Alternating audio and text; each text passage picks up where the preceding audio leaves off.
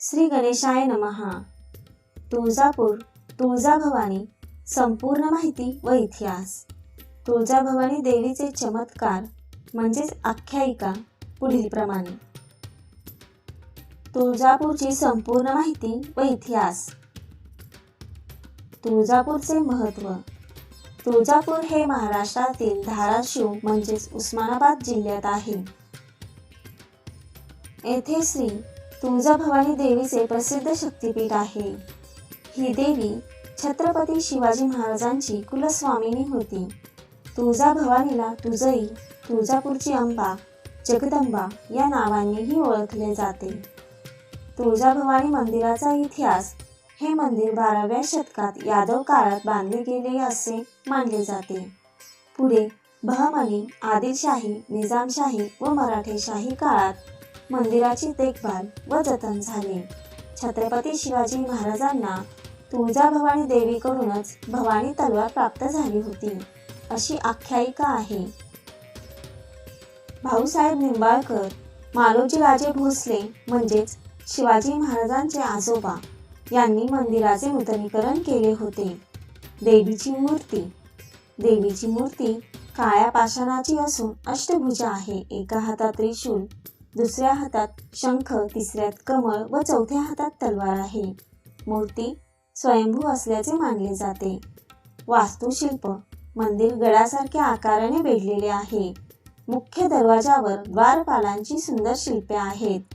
गाभाऱ्यात देवीची मूर्ती आहे.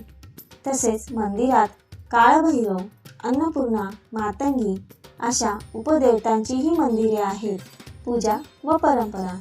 देवीची पूजा प्रामुख्याने करवीर व पुजारी समाज करतात.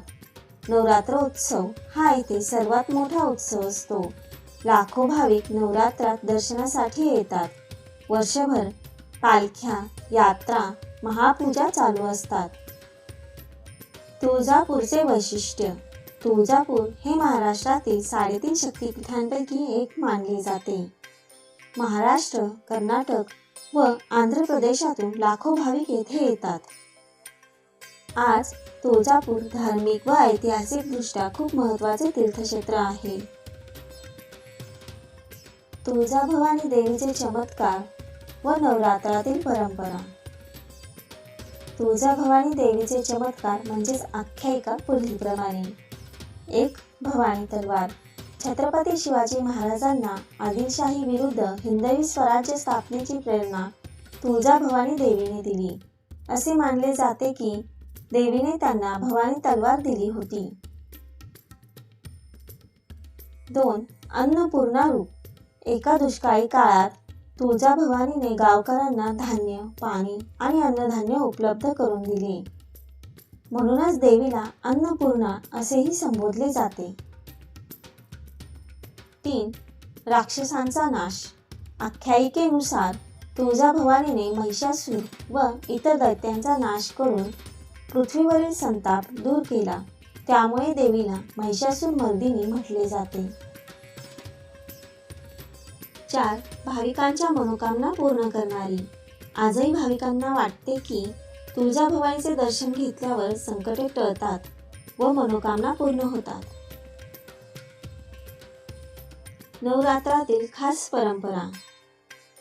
1. घटस्थापना. नवरात्रीच्या पहिल्या दिवशी घटस्थापन करून देवीचे आवाहन केले जाते. मंदिरात हजारो भाविक दर्शनासाठी उपस्थित राहतात. 2. कुमारी पूजन. लहान मुलींचे पूजन कन्या रूपातील देवी मानून केले जाते. त्यांना अन्न, फळे आणि वस्त्र दिले जाते. 3. पालखी सोहळा. नवरात्रात देवीची भव्य पालखी काढली जाते. गावात आणि परिसरात देवीचा उत्सव दणदणाटात साजरा होतो. 4. भंडारा अर्थात जरी. देवीच्या चरणी भंडाऱ्याची उधळण केली जाते. तोच भंडारा प्रसाद म्हणून भाविक घरी नेतात. 5. यात्रा आणि जत्रा. नवरात्रात लाखो भाविक तुळजापुरात येतात. दांडिया, गरबा, भजनी मंडळे, कीर्तन, पालखी या सर्व गोष्टींनी वातावरण भारून जाते. म्हणून तुळजापुरातील नवरात्र हे महाराष्ट्रातील सर्वात मोठ्या देवीच्या उत्सवांपैकी एक मानले जाते. धन्यवाद.